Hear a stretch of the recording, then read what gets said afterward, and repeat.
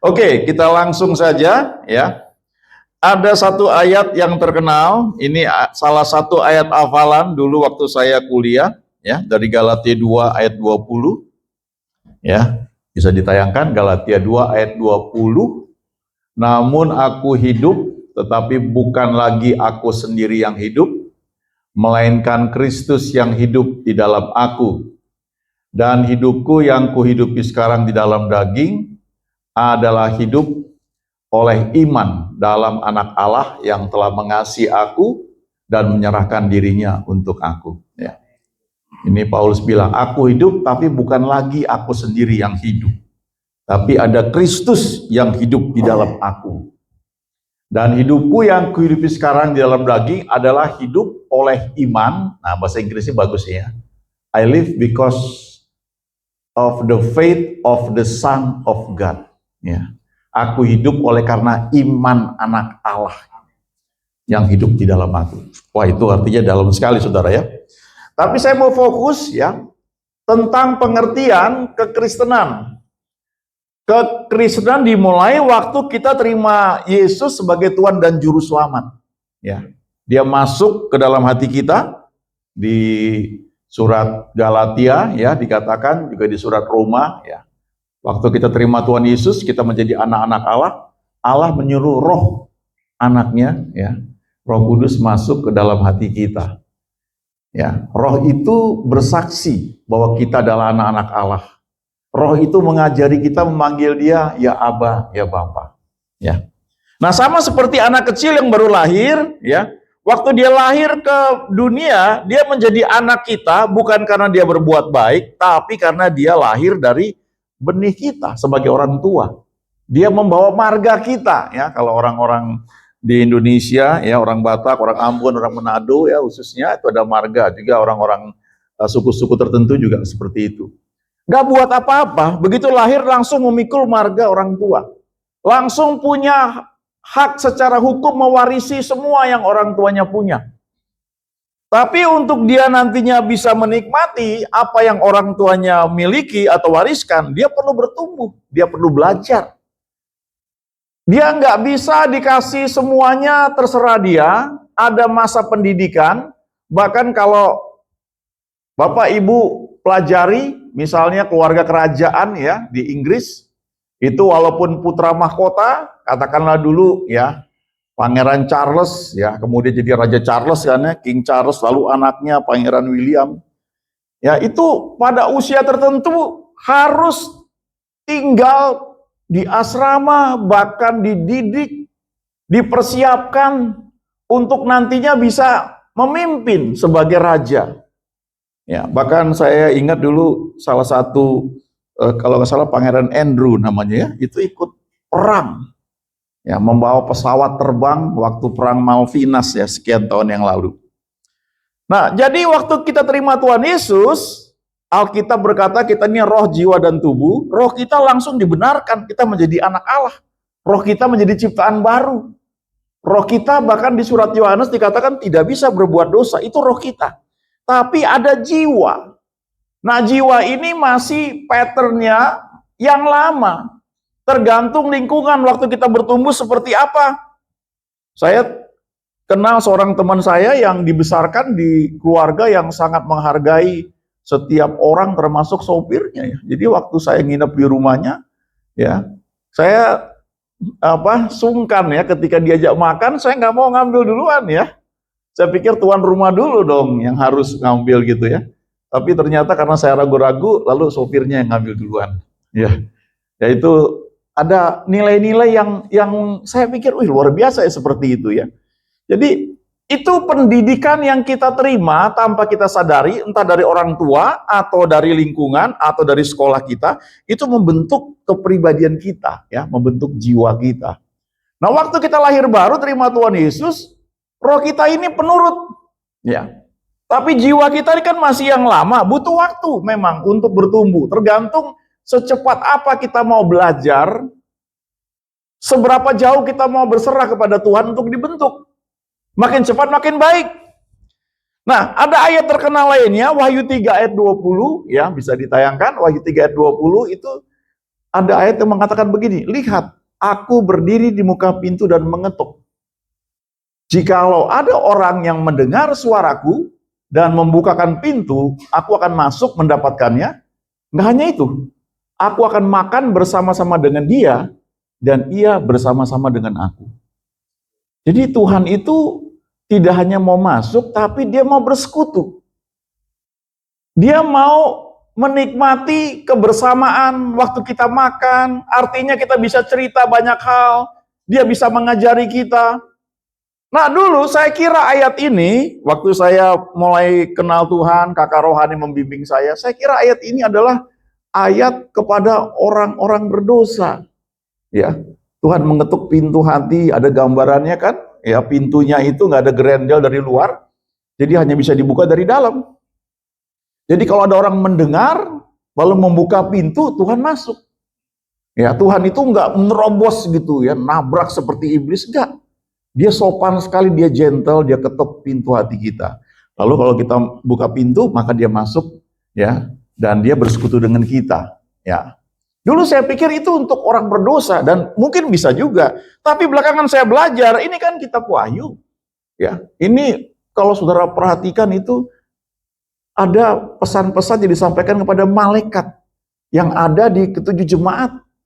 Ya, nanti bisa pelajari lebih detail. Jadi ternyata belakangan saya belajar, ini Tuhan Yesus sudah ada dalam hati kita, orang-orang percaya dalam gereja Tuhan, tapi dia mengetuk pintu jiwa kita.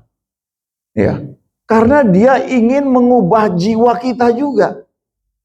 Tapi seberapa jauh kita mau membuka kehendak kita untuk dia masuk ke dalam pikiran kita, mengubah cara berpikir kita, lalu akhirnya mengubah sistem emosi kita, bagaimana kita bereaksi, bagaimana kita bertindak dalam situasi apapun, dan akhirnya mempengaruhi apa yang kita putuskan.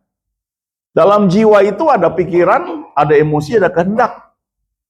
Ya, pikiran kita itu membentuk satu program, mempengaruhi emosi kita, dan emosi kita itu menentukan keputusan yang mau kita buat. Ya, kadang-kadang keputusan yang dibuat tidak logis, tapi emosi kita menyetujuinya. Ya, belakangan baru kita belajar untuk pikiran itu menerima apa yang telah diputuskan. Ya, jadi kalau pikiran kita berubah, maka reaksi kita akan berubah juga, dan akhirnya mempengaruhi keputusan kita. Nah, itu membuat kita bisa berada dalam rencana Tuhan yang sempurna. Sebab Roma 12 ayat 2 berkata, berubahlah oleh pembaruan budimu, cara berpikirmu, ya, paradigmamu, supaya kamu bisa bedakan kehendak Allah.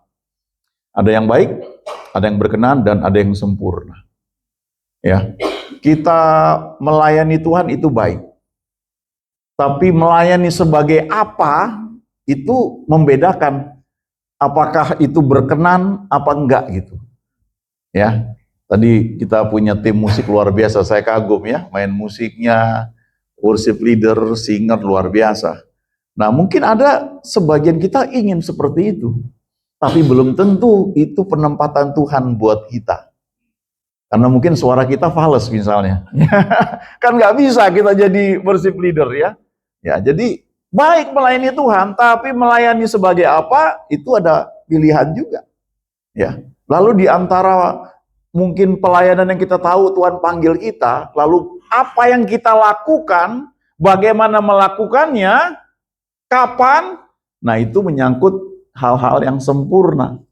Ya, jadi ada kehendak yang baik, di antara yang baik itu ada yang berkenan, lalu di antara yang berkenan itu ada yang sempurna. Nah, kalau kita mengizinkan Tuhan senantiasa menuntun hidup kita, memang butuh waktu, itu nggak semalam jadinya. Kita akan berada di rencananya yang sempurna senantiasa. Dan itu enak sekali sebenarnya. Nah, itu akan menyangkut bagaimana kita mengizinkan kehidupan kita ini tidak lagi dikontrol oleh ego kita. Ya, oleh cara berpikir kita yang mungkin duniawi. Ya. Dulu waktu saya SMA, guru SMA saya, guru agama Kristen, ngajarkan mengenai 4 hukum rohani. Ya, dulu terkenal itu ya, tentang bagaimana menerima keselamatan. Nah, salah satu dari buku traktat kecil itu, 4 Hukum Rohani, itu menunjukkan pilihan kehidupan yang kita inginkan atau yang ditawarkan ya, atau artinya yang ada dalam pilihan kita ya. Bisa ditayangkan kali ya, gambar yang pertama tadi saya kirim ya. Nah, itu ada gambar tentang 2 jenis kehidupan ya. Nah, ini ya, mungkin nggak terlalu kelihatan, kecil ya. Yang sebelah kiri itu ada kursi ya. Kursi, lalu ada A, huruf A. A itu aku. Ya. Jadi ini bisa terjadi pada orang yang sudah Kristen, sudah terima Tuhan Yesus, tetapi egonya itu menguasai dia. Ya. Egonya itu duduk di atas tahta, di atas kursi. Dan kemudian kita akan lihat ada titik-titik di situ, ya. Titik-titiknya itu kacau gitu, tidak teratur. Itu menggambarkan kehidupan yang kita inginkan baik dalam cara berpikir kita, tetapi nggak bisa tercapai. Karena kita sebenarnya nggak ngerti, kita nggak mampu. Nah, lingkaran yang sebelah kanan itu adalah orang yang sudah terima Tuhan Yesus, lalu menempatkan Tuhan Yesus itu di atas kursi, di atas takhta kehidupannya. Jadi tidak hanya menerima Yesus sebagai juru selamat, ya, untuk kita lahir baru, tapi kemudian menjadikan dia Tuhan, menjadikan dia gembala yang mengontrol hidup kita. Nah, ini proses seumur hidup, ya. Saya menyebutnya juga bisa seperti dikatakan kalau roh kita sudah mengalami pembenaran, ya, justification karena terima Tuhan Yesus, tapi jiwa kita ini butuh waktu untuk mengalami penyucian, sanctification gitu. Itu proses bagaimana mengizinkan Tuhan itu bertahta di atas kehidupan kita. Ya, tadi pagi di gereja ada seorang rekan bersaksi bagaimana Tuhan menolong dia melewati masa yang sulit, ya. Kesaksiannya sangat memberkati. Bagaimana ada tumor di otak dia, membuat mata dia tuh terjepit sarafnya dan tidak bisa melihat dengan jelas. Singkat cerita harus operasi, ya, tidak mudah karena biayanya sangat mahal. Dan dia punya asuransi memang, tapi dia hitung-hitung semua dan dia doa dan sebagainya. Akhirnya ketika saatnya tiba dioperasi itu waktu yang tepat, karena kalau terlambat itu pembuluh darahnya tuh bisa pecah, dan ternyata memang udah pecah, cuma pecahnya di dalam tumor katanya. Jadi selamat lah, kalau di luar itu bisa malah jadi pendarahan. Ya singkat cerita ya, dia sembuh, tadi kelihatan bersaksi luar biasa sekali, sudah kerja normal, lalu dia cerita, apa yang dia takutkan sebelumnya ya mengenai biaya semuanya tercukupi. Sampai ketika orang tanya berapa biayanya, saya nggak tahu sebab saya nggak keluar uang sama sekali. Satu memang ada dari asuransi, tapi ada juga yang tidak di cover asuransi walaupun menurut dia sekian puluh juta tuh bisa ditagih sebenarnya. Tapi buat dia menghargai kesembuhan itu sudah mujizat ya, buat dia nggak mau nuntut lagi. Dan dia bilang tetap masih ada lebih. Ada orang-orang yang transfer ke rekening dia dan sampai saat ini dia nggak tahu itu siapa. Nah tapi dia cerita sebelum dia ngalami itu, ya dia dengar, ya saya suka share firman ya, tapi dia bilang 3 kali saya share tentang pentingnya memiliki sikap hati, willing and obey, ya 2 hal. Itu ada di Yesaya 1 ayat 19. Ya, kalau terjemahan Indonesianya, kalau kamu mau menurut, kamu mau mendengar dan menurut, ya, kamu akan menerima hasil baik. Ya, Yesaya 1 ayat 19. Jika kamu menurut dan mau mendengar, maka kamu akan memakan hasil baik dari negeri itu. Nah, kalau terjemahan Inggrisnya King James, ya, if you be willing and obedient, you will eat the good of the land. Ada willing and obedient. Ya. Jadi nggak hanya obey ketaatan, ya, tapi ada willing di dalam hati itu.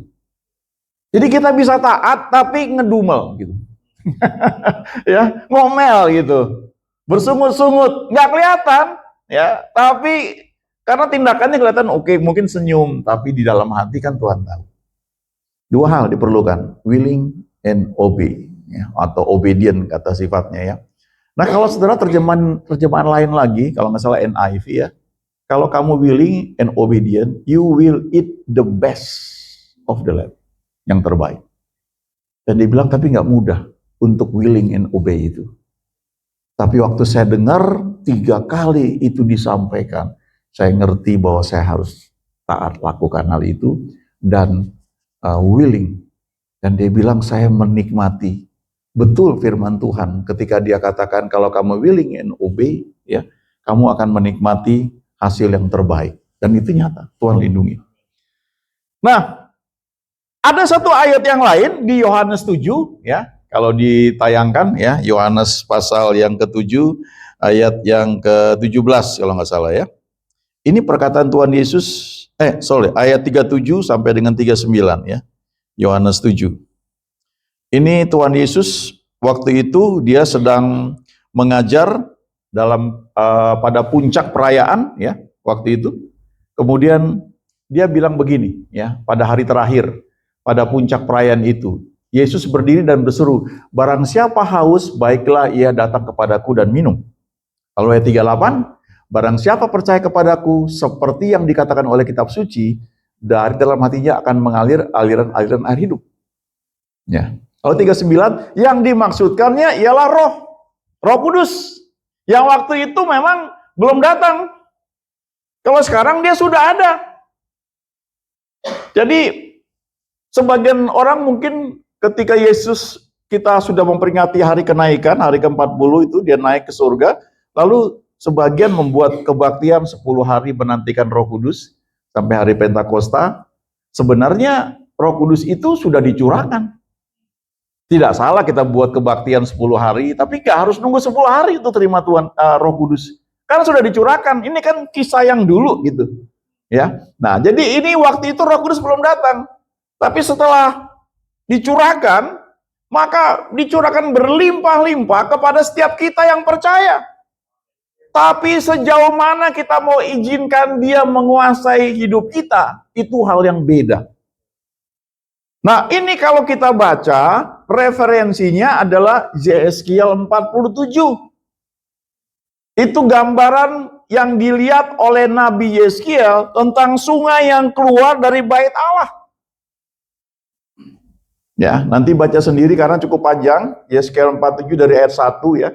Tapi saya mau tunjukkan ringkasannya dan itu aplikasinya buat kita. Jadi sekali lagi, ayat ini Tuhan Yesus sampaikan, dia bilang barang siapa haus datang kepadaku dan minum. Barang siapa percaya kepadaku, dari dalam hatinya akan mengalir aliran air hidup dan itu adalah Roh Kudus. Nah, sekarang kalau kita lihat di Yeskiel 47, bisa ditayangkan gambar kedua yang saya kirim tadi, ya. Gambaran seperti ini. Ya. Ada 4 kondisi. Yeskiel waktu itu lihat Roh Kudus ya, dalam dia nggak bilang itu Roh Kudus ya, tapi dia bilang ada sungai yang keluar dari bait suci. Lalu ada orang yang membawa alat pengukur, lalu setelah diukur 1000 hasta, lalu Yeskiel disuruh masuk ke dalam situ. Dan waktu diukur dalamnya sampai pergelangan kaki. Ya.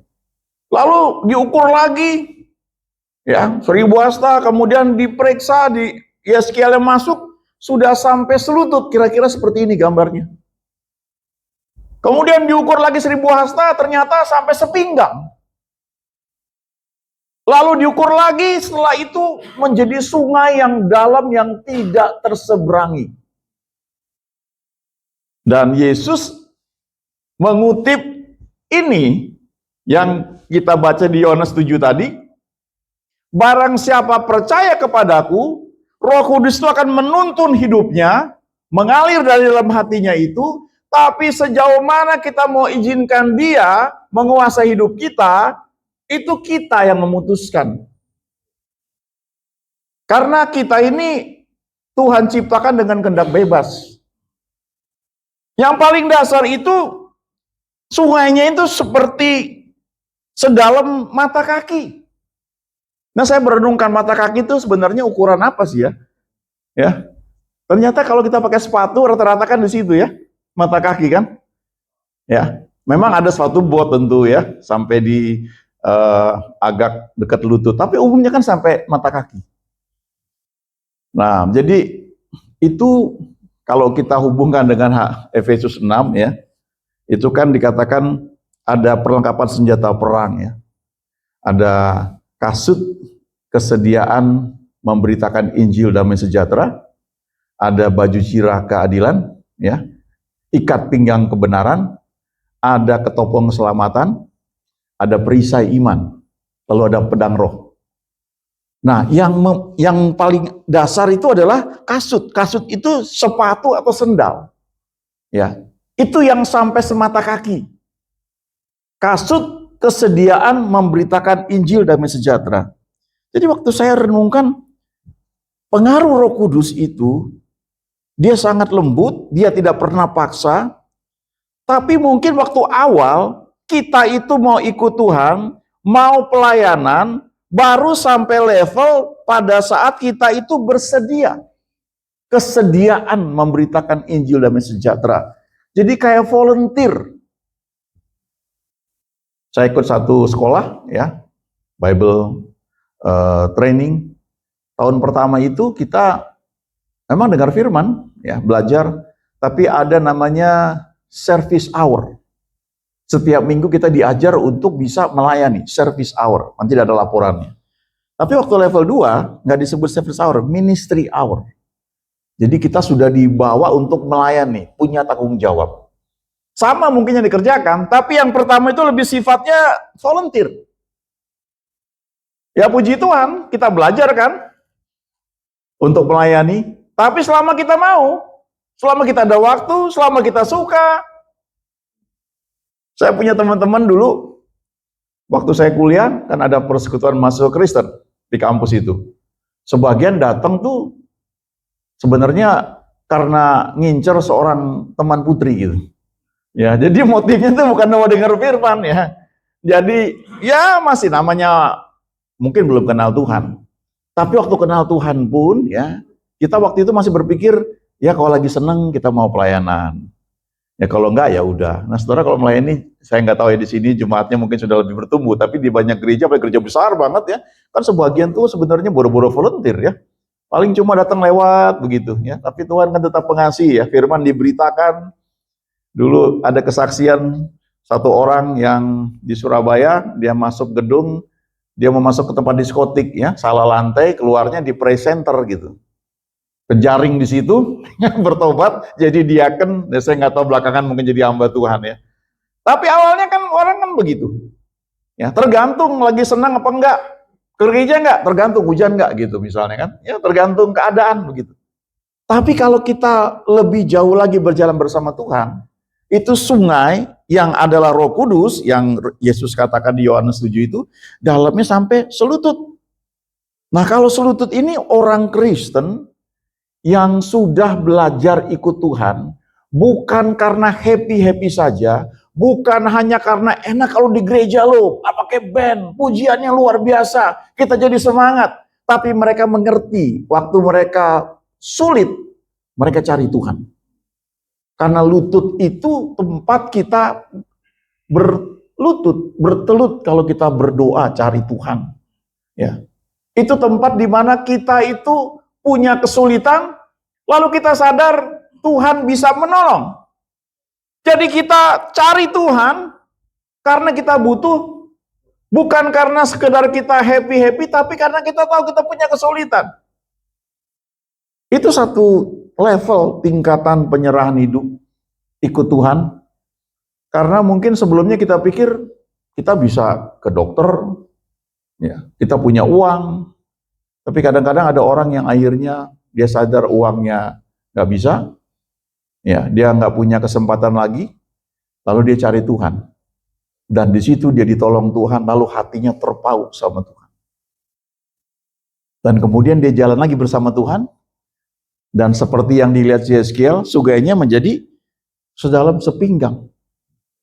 Nah kalau di sini ini orang Kristen yang sudah mulai melayani, tidak hanya cari Tuhan karena dia butuh, atau karena dia lagi ada waktu, tapi karena dia mau melayani Tuhan, karena dia sadar bahwa ada banyak janji yang Tuhan berikan, dan dia ngerti juga dia sudah mengalami banyak mujizat. Pinggang ini kan tadi saya sebut di Efesus 6 ada ikat pinggang kebenarannya. Orang yang sudah tahu firman, tahu bagaimana berdiri benar di hadapan Tuhan. Tapi kalau dibilang masalahnya itu masih 50-50. Ya. Ibaratnya kalau dulu di Ancol tuh ada waktu saya masih kecil ya, SD dengan adik-adik saya, kami suka pergi tuh ada kolam arus namanya. Ya, tahu masih ada apa enggak ya di Dufan gitu.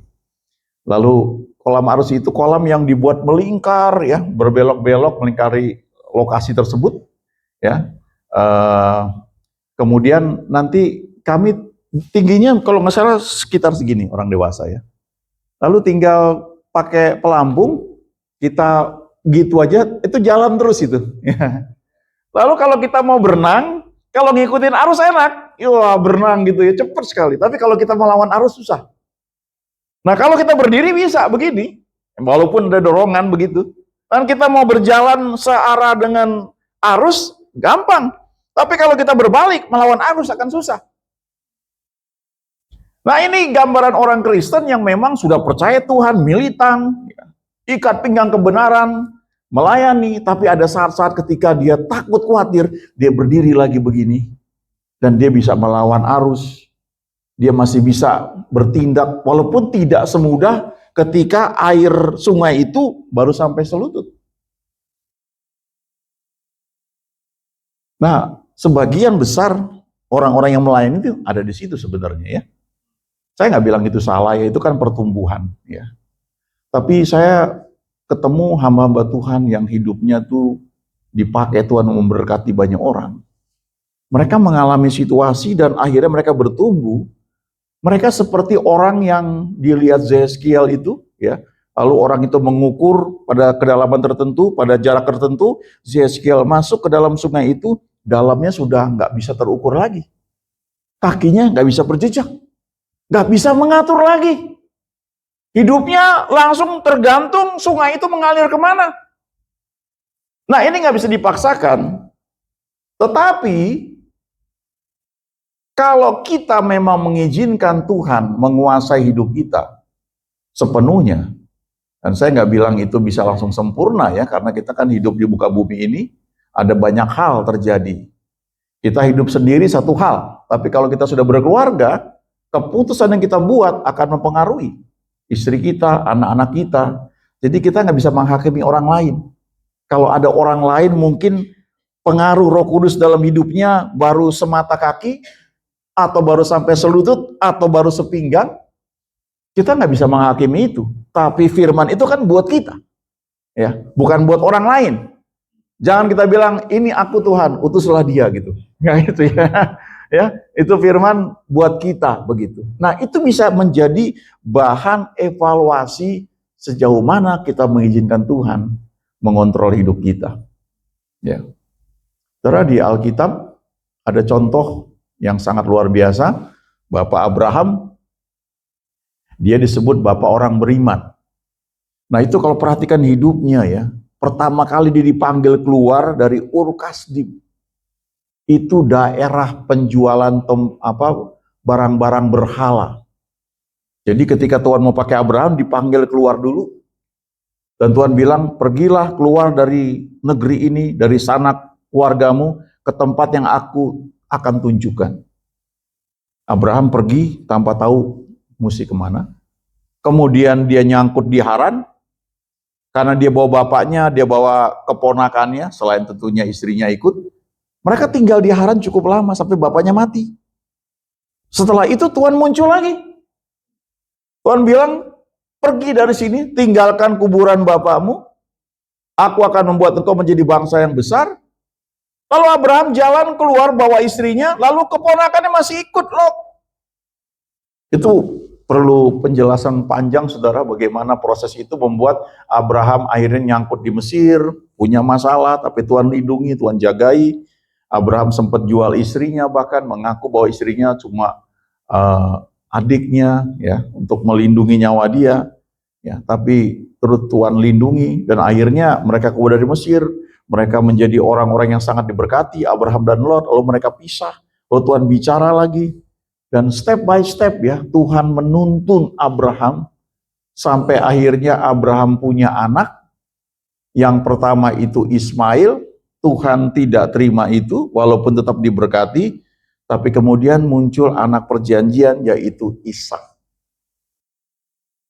Nah, setelah Ishak lahir, itu menjadi harta yang sangat berharga buat Abraham. Dia sudah lewati banyak hal. Ishak itu seperti visi, kalau seorang hamba Tuhan yang mau melayani ada visi gitu. Tapi pada titik tertentu, Tuhan bilang persembahkan anakmu yang tunggal itu. Wah, aku nggak punya apa-apa lagi dong Tuhan. Ini kan janji Tuhan. Aku nunggu cukup lama itu. Tidak hanya 25 tahun. Karena 25 tahun tuh kan dari usia Abraham 75 tahun waktu di Haran. Sampai umur 100 baru Ishak lahir. Sebelumnya kan entah berapa tahun di Haran. Mungkin 15 tahun. Jadi mungkin 40 tahun itu. Tapi pada titik tertentu Tuhan minta juga. Dan Abraham karena sudah kenal Tuhan sekian lama, simple ya, kalau kita baca di kitab Roma itu, dia berpikirnya simple. Allah berkuasa untuk melaksanakan apa yang Ia janjikan. Jadi kalau Ia suruh aku persembahkan Ishak ini, kalaupun dia mati, nanti dia bisa bangkit lagi. Pada saat itu belum ada catatan bagaimana orang mati dibangkitkan. Tapi pergaulan Abraham dengan Tuhan yang sampai saat itu pun tetap membuat dia bisa percaya. Akhirnya waktu dipersembahkan, detik-detik terakhir Tuhan bilang, jangan persembahkan anak itu, lalu ada domba yang lain yang nyangkut, yang itu yang dipersembahkan. Lalu Tuhan bersumpah demi dirinya sendiri, aku akan memberkati engkau berlimpah-limpah dan seterusnya dan seterusnya. Abraham tetap memiliki Ishak, tapi bedanya ini Ishak yang sudah dipersembahkan. Saya percaya kalau kita sampai di titik itu, akan banyak hal yang tidak perlu terjadi.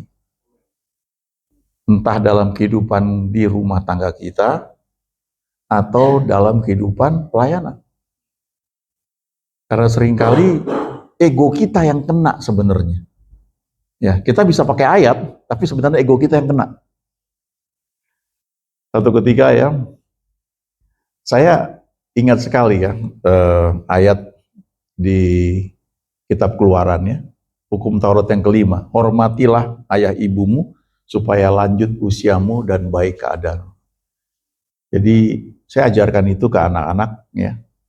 Jadi ketika dalam satu situasi ya, mungkin mereka bereaksi salah, saya tegur cukup keras, walaupun saya tidak main tangan atau main apa enggak ya, fisik tidak ada, tapi saya tegur cukup keras, sambil saya menguji hati saya, apakah saya tersinggung karena ego saya kena, ataukah benar saya mengajar firman Tuhan.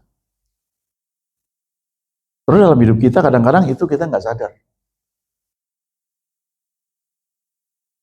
Kalau dulu waktu saya kuliah, ya kami diajar pemuridan, dan salah satu ayat yang diajarkan itu adalah di kitab Ibrani. Ya, taatilah para pemimpinmu, ya, tunduklah pada mereka, ya, tunduklah pada para pemimpinmu, taati mereka, karena mereka berjaga-jaga atas keselamatan jiwamu. Belakangan saya baru belajar ya, memang satu-satunya pribadi di mana kita betul-betul harus taat dan tunduk itu cuma Tuhan. Tapi firman Tuhan mengajarkan kita untuk submit, ya, respect, tunduk, hormat, itu sikap hati kepada orang-orang yang berhak menerima hal itu, ya, pada para pemimpin, kalau istri kepada suami, ya, anak-anak pada orang tua. Tapi kan ada hal-hal di mana mungkin orang tua belum bertobat, anak disuruh melakukan sesuatu yang jelas melanggar hukum, ya kan nggak bisa gitu ya. Kita perlu mengerti hal itu. Nah, waktu itu disampaikan, ini namanya dulu masih muda ya, kadang-kadang tanpa sadar itu kita pakai untuk bisa dalam tanda kutip mengontrol orang yang ada di bawah kita. Lalu kami waktu itu ada retreat dan seorang hamba Tuhan yang sangat senior, dia bagikan satu hal yang buat saya itu sangat memberkati. Dia bilang begini, ingat baik-baik, kita bukan Tuhan. Dan Yesus mengajarkan untuk menjadi leader, pemimpin, tidaklah demikian di antara kamu. Barang siapa yang mau menjadi besar, hendaklah ia menjadi pelayanmu. Jadi ternyata itu hal yang beda. Dan kalau nggak hati-hati, kita bisa pakai ayat, karena sebenarnya ada ego kita yang bertahta di atas tahta tempat duduk keputusan kehidupan kita. Saudara, itu waktu dibagikan tidak semua bisa terima. Tapi setelah sekian puluh tahun, setidaknya 40 tahun saya melihat itu. Benar hamba Tuhan ini bagikan. Dia meninggal pada usia yang sangat lanjut. Dan pelayanannya jalan sampai sekarang. Tapi saya melihat kadang-kadang kita ya tanpa sadar kita bisa pakai ayat untuk membenarkan tindakan kita. Tapi sebenarnya itu ada keakuan ego yang bertahta dalam kehidupan kita.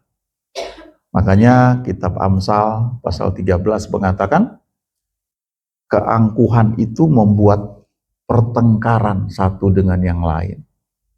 Kenapa angkuh? Karena ego itu bertahta di atas kehidupan kita. Dan Paulus bilang, bukan aku lagi yang hidup, melainkan Kristus yang hidup di dalam aku. Saudara, dulu saya menganggap itu sulit sekali ya. Karena namanya kita kan punya keinginan. Contoh beginilah ya. Saya dulu pikir begini, kan terima Yesus supaya saya masuk surga. Kehidupan di muka bumi tergantung saya dong. Saya mau menikah sama siapa, saya mau kerja di mana, tergantung saya dong. Dulu saya nggak tahu bahwa Tuhan yang paling ngerti, yang paling cocok buat saya itu siapa dan apa. Ngikut dia tepat, ikutin step by step, itu jauh lebih lebih cocok, bahkan lebih menggairahkan sebenarnya. Kadang-kadang nunggu lama gitu sepertinya ya. Tapi setelah hal dilewati, luar biasa. Satu contoh saudara ya, saya beberapa kali suka ngobrol sama istri saya bilang gini, ingat dulu waktu saya baru kerja ya, punya gaji ya lumayan lah ya.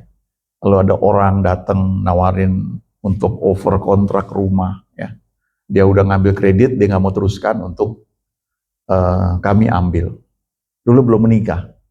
Jadi saya ajak pacar saya itu ya, sekarang jadi istri saya, untuk yuk kita ngecek. Sampai di lokasi saya berasa, enggak, kayaknya bukan deh. Lalu kami juga diajak untuk seorang teman, dia sales ya, untuk jual satu rumah ya, di perumahan yang bagus sekali. Cukup jauh memang. Ya, naik bus ke sana, dan waktu saya cek, kayaknya enggak deh. Lalu istri saya namanya, sudah menikah kemudian ya, kami masih ngontrak. Namanya seorang wanita kan ingin rumah yang nyaman, udah nggak pusing lagi mikirin kontrak gitu. Lalu melihat kemampuan kami waktu itu, ya istri saya ngajak untuk ngecek satu kompleks perumahan. Ya walaupun agak sulit, tapi kira-kira bisa lah gitu ya, terukur lah. Dan saya masuk ke kompleks itu gitu ya, sama istri saya pakai mobil kami muter-muter. Saya mikir kayaknya enggak deh, kayaknya bukan ini deh. Habis itu rasanya situasi makin mustahil. Kayaknya nggak bisa lah mau beli rumah di mana lagi, ya secara logika. Lalu satu ketika istri saya bilang sama saya, dia punya bos, cerita sama dia, itu ada perumahan baru launching. Saya telat waktu itu nggak ikut peluncuran perdananya. Kalau sekarang sudah tidak terkejar. Nah, saya lagi nyetir mobil tuh, di samping saya istri saya. Tiba-tiba muncul satu ayat dan saya ucapkan. Saya bilang, kalau dengan kekuatan sendiri tidak bisa. Tapi bersama Tuhan kita melompat tembok. Itu perkataan kira-kira 25 tahun yang lalu. Ya, hampir 30 tahun yang lalu. Dan hari ini kami tinggal di rumah sendiri, di kompleks yang jauh lebih bagus. Dan itu anak-anak semua sekolah di situ, di kompleks itu. Bisa jalan kaki, cuma 500 meter kurang lebih jalan. Dan kemudian semua fasilitas tersedia, ya. Dan sekarang berkembang sekali, ya, apalagi sudah ada tol dan sebagainya. Kalau melihat ke belakang tuh dulu nggak mungkin. Tapi ketika mengizinkan Tuhan menuntun, ya, ada saatnya melihat gitu, orang lain sudah punya ya, saya belum gitu. Tapi Tuhan setia. Siapa sangka sekian tahun kemudian ada gereja di situ. Dan saya sekarang dipercayakan menggembalakan di situ. Anak-anak kami melayani semua musik. Satu hal yang nggak pernah terpikir dulu. Cuma mengikuti Tuhan step by step. Waktu mereka lahir satu persatu, begitu lahir, keluar dari rumah sakit, tinggal di rumah. Tidak keluar sampai minggu pertama untuk penyerahan anak di gereja. Dan Tuhan taruh di hati saya, hamba Tuhan ini. Tuhan pakai memang pujian, penyembahan. Tiga-tiganya semua. Nah, hari ini kalau lihat mereka main musik, aduh, terharu. Kita nggak bicara skill lah, skill memang saya udah ketinggalan jauh. Tapi bicara ketika main, ada hadirat Tuhan, itu luar biasa. Jadi, waktu saya lihat ke belakang, gak kebayang gitu, jalan yang Tuhan tuntun itu. Tapi itu bisa dilalui ketika kita, day by day, saya nggak bilang saya sempurna loh, beberapa kali saya kepleset juga, jatuh. Ada kesalahan-kesalahan yang saya buat. Tapi kitab Amsal berkata, 7 kali orang benar jatuh, dia akan bangkit lagi. Orang fasik, roboh dalam bencana, nggak bangkit lagi. Orang benar, jatuh, bangun lagi. Jatuh, bangun lagi. 7 kali 7 itu angka sempurna, artinya dia bangun terus. Itu kayak Abraham juga, dia nggak sempurna. Tapi dia ikuti terus tuntunan Tuhan. Dan akhirnya dia mencapai puncaknya ketika dia berusia 175 tahun. Alkitab berkata, dia diberkati dalam segala hal.